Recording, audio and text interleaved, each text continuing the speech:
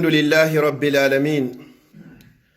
الحمد لله الذي أنزل الكتاب وجعله هدى للعالمين، والحمد لله الذي أرسل رسوله بالهدى ودين الحق ليظهره على الدين كله.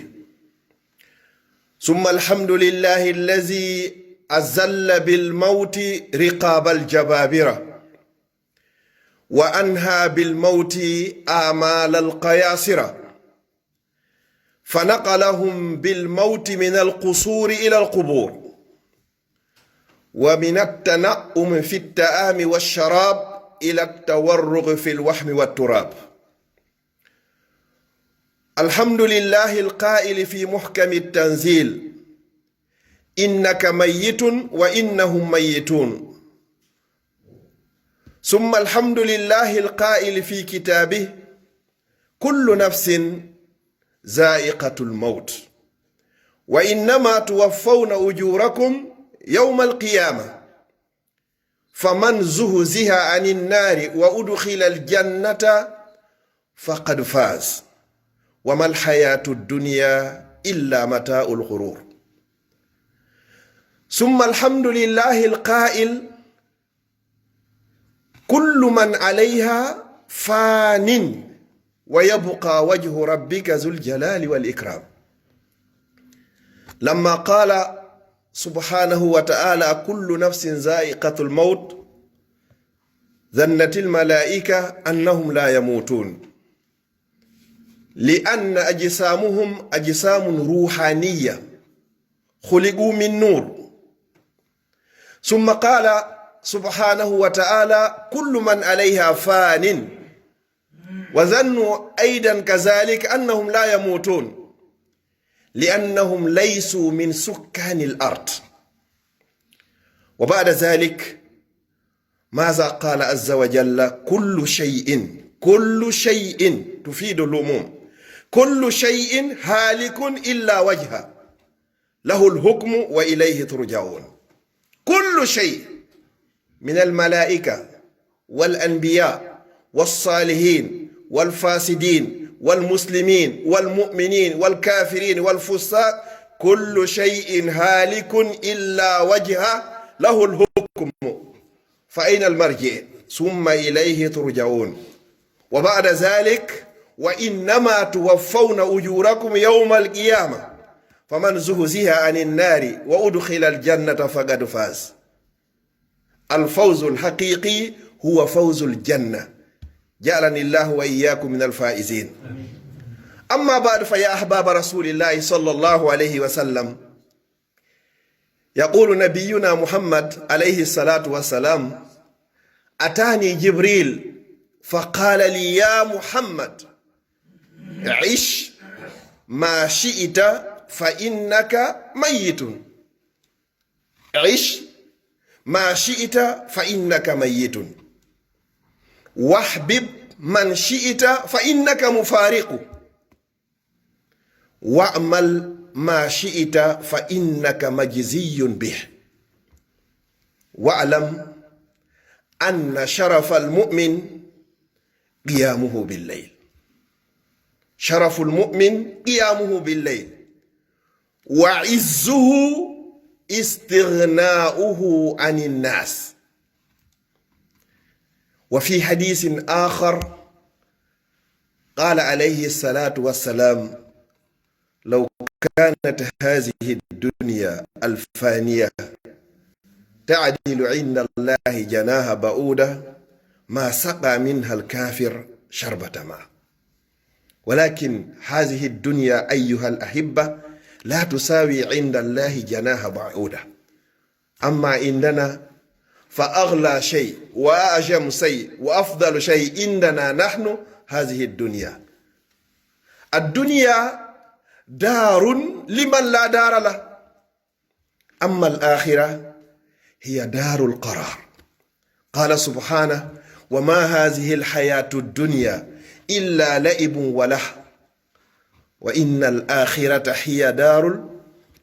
هي الحيوان، ولكن بشر لو كانوا يعلمون لو كنا نعلم حق اليقين لما أتعبنا أنفسنا في هذه الدنيا الفانية، لعملنا لدار غد لا دار للمرء بعد الموت يسكنها إلا التي كان قبل الموت يبنيها، فإن بناها بخير طاب مسكنه، وإن بناها بشر خاب بانيها.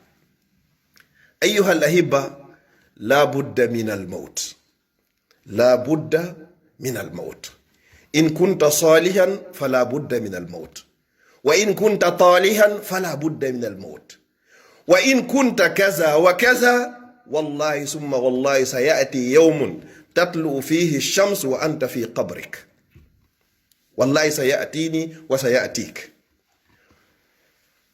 يتبع الميت ثلاثة أشياء: عمله وأهله وماله، فيرجع اثنان ويبقى معه في قبره واحد وهو عمله.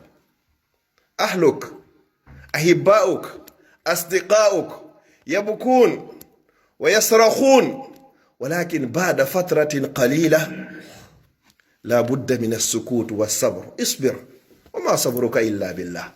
وبعد ذلك ستفارق الأحبة، وتفارق الأزواج، وتفارق الأبناء، وتفارقك الأصدقاء، الأقارب، الإخوان، الأخوات، الجيران، كل هؤلاء سيفارقونك وأنت أيضا ستفارقهم. وهناك شيء واحد لا يفارقك وأنت أيضا لا تفارقه، وهو عملك، وأن ليس للإنسان إلا ما سعى، وأن سعيه سوف يرى ثم يجزاه الجزاء الأوفى وأنت في قبرك.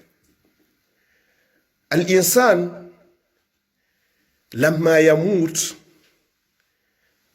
قبل أن تموت أولا سيأتيك 4 من الملائكة.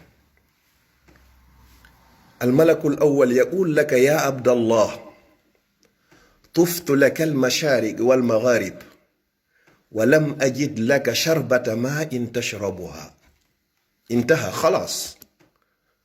خلاص، حتى ولو شربت لابد أن يرجع. ويأتي الآخر ويقول: يا عبد الله، طفت لك المشارق والمغارب ولم أجد لك لقمة تأكلها. خلاص، كان عندك في الخزانة، خلاص لابد من الرحيل.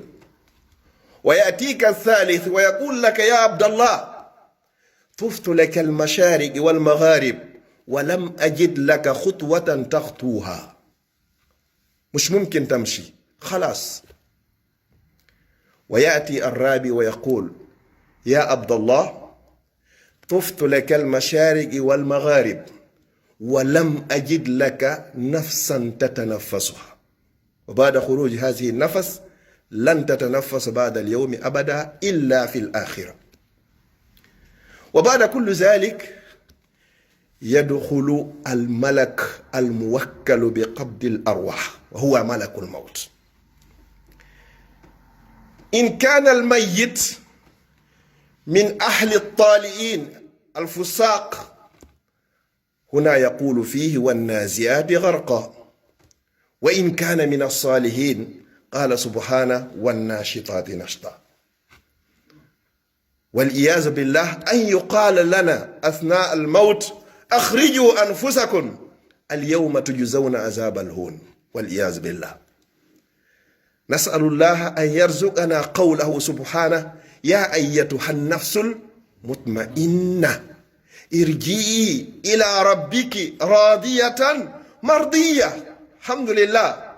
وبعد ذلك فادخلي في عبادي وادخلي جنتي. أسأل الله لي ولكم ولسائر المسلمين بحسن الخاتمة. أيها الأحبة، لا بد من الموت، فقد أتى يوم من الأيام أنا وأنت لسنا موجودين في هذه الدنيا الفانية. كنا أين؟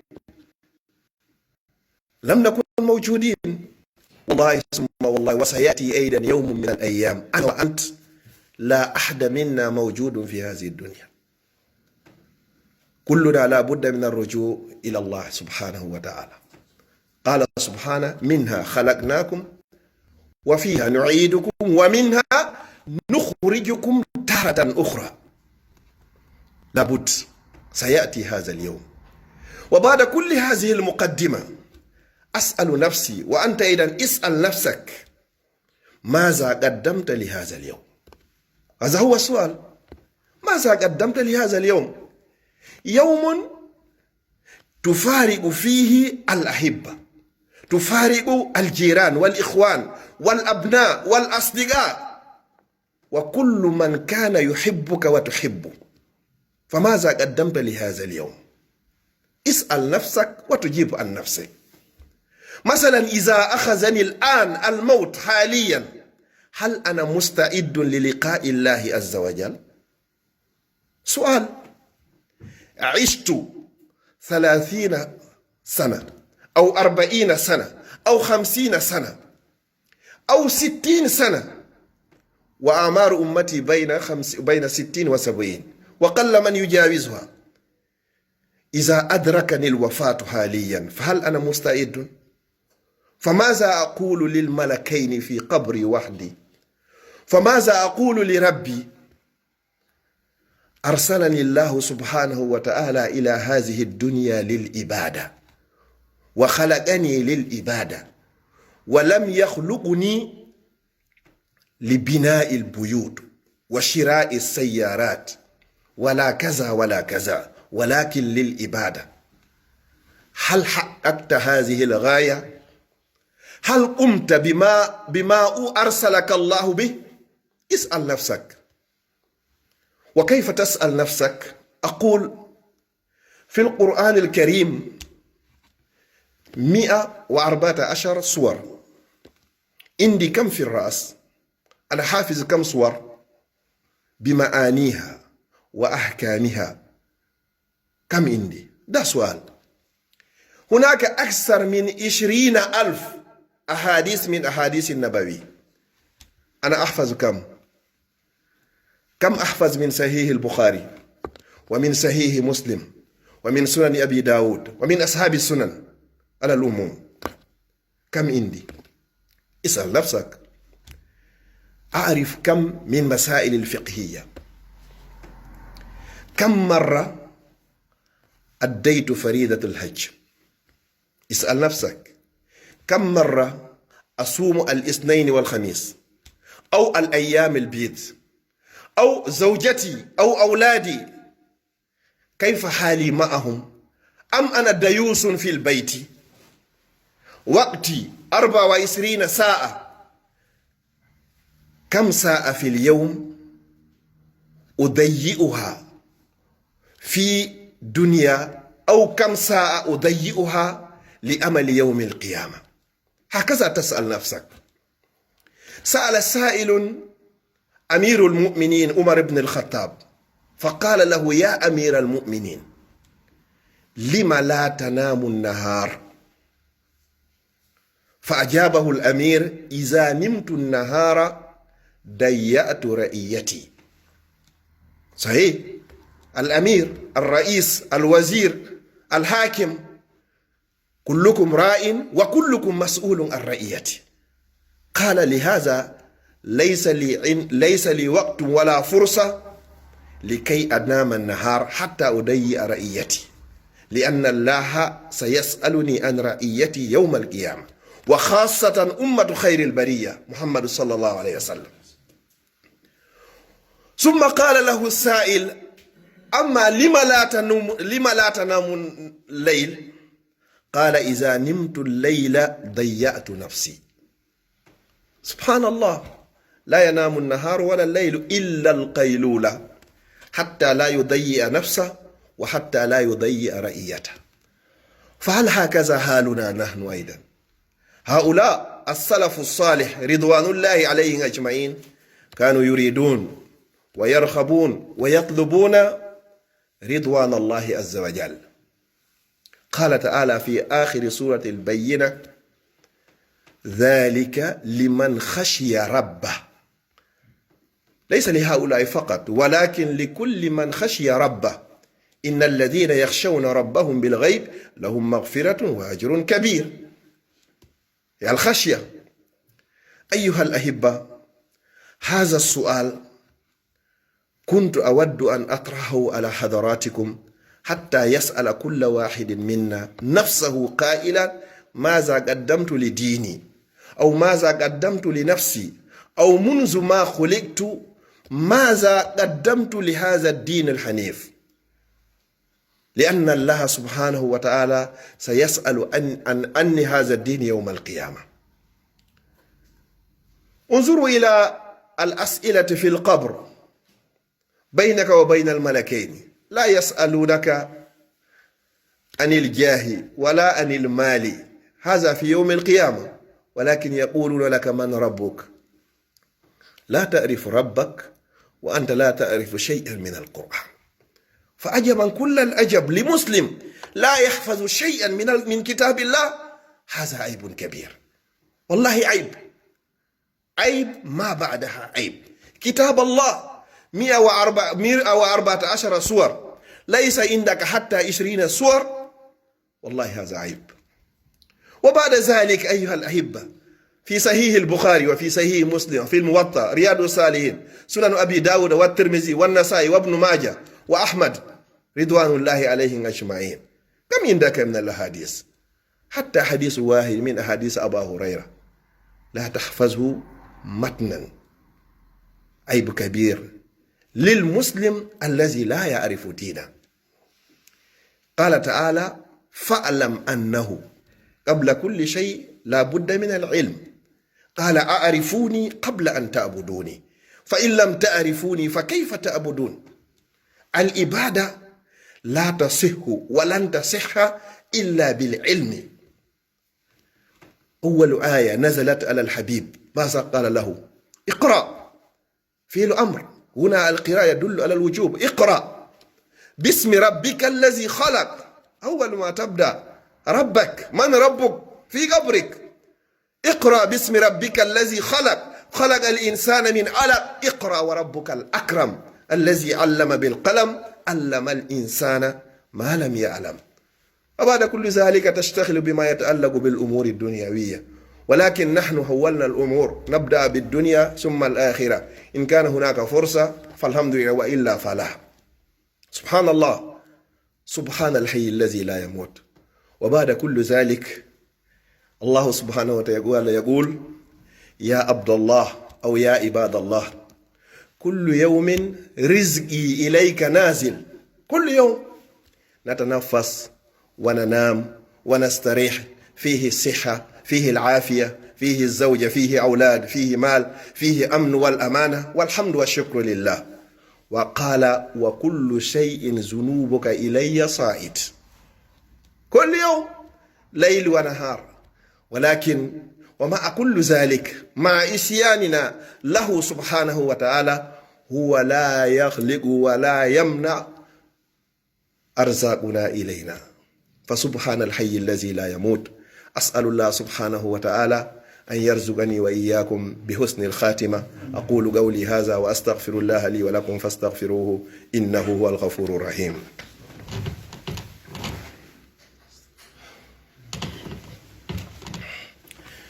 الحمد لله على نعمة الإسلام وكفى بها من نعمة، ثم الصلاة والسلام على أشرف الأنبياء والمرسلين نبينا محمد وعلى آله وأصحابه وأتباعه وعلى كل من اهتدى بهدي واستنى بسنته إلى يوم أن يقول كل نفس نفسي نفسي. أما بعد، فأيها الأحبة، لكل مقام مقال. يقول سبحانه وتعالى: إن عدة الشهور عند الله 12 شهرا منها 4 حرم. 4 حرم، ونحن في شهر الله المحرم. فشهر الله المحرم من بين 4 الأشهر الحرم كما قال بعض العلماء. يقول النبي صلى الله عليه وسلم في الحديث الذي يرويه لنا أبا هريرة في صحيح البخاري وصحيح المسلم، والحديث متفق عليه، قال عليه الصلاة والسلام: أفضل الصيام، على صيغة التفضيل، أفضل الصيام بعد رمضان شهر الله المحرم. أفضل الصيام، نحن اليوم في 5 من شهر الله المحرم، ولكن هناك كثير من المسلمين حتى الآن لا يعرفون نحن في أي شهر. يعرفون جانفي وفيفري ومارس لماذا؟ لأنه يأخذون رواتب الشهرية خلال هذه الأشهر. أنت مسلم لا تعرف شهرك ولا أيامك ولا دينك، فكيف تدعو غير المسلمين إلى دينك وأنت بنفسك لا تعرف دينك؟ فاقد الشيء لا يؤتي. نحن اليوم في 5 من شهر الله المحرم. كم صمت من الشهر؟ لأن نبيك يقول أفضل الصيام بعد رمضان شهر الله المحرم. وكم من إخواننا صمنا معهم في السنة الماضية، فهذه السنة لم يجدهم، هم تحت التراب. وهل أنت أيضا تدري هل ستعيش إلى السنة القادمة؟ والله لا أدري وأنت أيضا لا تدري. ما يقول سبحانه وتعالى: وما تدري نفس ماذا تكسب غدا وما تدري نفس بأي أرض تموت. متى يأتيني ويأتيك الموت؟ لا أدري وأنت أيضا لا تدري. كم صمت من شهر الله المحرم؟ لأن النبي صلى الله عليه وسلم قال: أفضل الصيام صم ولو يوم ولو يومين. وفي هذا الشهر اليوم 9 والعاشر قال النبي صلى الله عليه وسلم: صيام يوم عاشوراء وتاشوراء أحتسبه أن يغفر الله لك ذنوب سنة كاملة. هذا سيوافق إما يوم الثلاثاء ويوم الأربعاء، وواصل الثلاثاء والأربعاء والخميس. صيام يوم الخميس سنة من سنن النبي صلى الله عليه وسلم. يوم الخميس ترفع فيه الأعمال إلى الله، وأحب أن يرفع عملي وأنا صائم. صم. بعد الكالندرية يقولون اليوم يوم 4 والبعض يقولون 5. صم يوم الثلاثاء والأربعاء والخميس فقد وافقت السنة المطلوب. وبعد ذلك لماذا صيام هذا؟ كما نعرف جميعا لما هاجر النبي صلى الله عليه وسلم من مكة إلى المدينة وجد اليهود كانوا يصومون يوم العاشر من شهر الله المحرم، فسألهم النبي صلى الله عليه وسلم: ما سبب صيامكم هذا اليوم؟ قال: يوم نجى الله فيه موسى وقومه وأهلك فيه فرعون وقومه. فقال الحبيب صلى الله عليه وسلم: نحن أحق وأولى بموسى منكم. فصام يوم العاشر وقال: إن عشت إلى السنة المقبلة أو القادمة لأصومن 9 والعاشر. فأصبح صيام يوم 9 والعاشر سنة من سنن الحبيب المصطفى صلى الله عليه وسلم. فهيا بنا نصوم هذه الأيام حتى يغفر الله لنا ذنوب سنة إن شاء الله. أحاول أن نترجم هذه الكلمات القليلة في اللغة المحلية في وجالة سريعة إن شاء الله. musidɓe julɓe tedduɓe ɓaawo yettude o bajjo siniiɗo wawɗo mo ronkata wiyeteeɗo Allah duhano ɓurnaɗo tagi fagon sallallahu alayhi wa sallam. ko yewtuɗen ɗo kon e nder ɗi mintaji ɗo komo be meɗen yo andu ñalande goo aray pellet ko a maayo. ɗum ko pellet. ñande goo weeti tawi a ala e hoore o adna, ñande goo kadi weetay hara wodaka e hoore o adna. ɗum noon ko be waɗa. ñande goo nange nge yaltay no nge yaltirno hari ala ka adna nge yaltay kadi harayɗa ka nder gabruma. ɗo woni go'o. wo ɗiɗi nde mayde ko aray nde anda.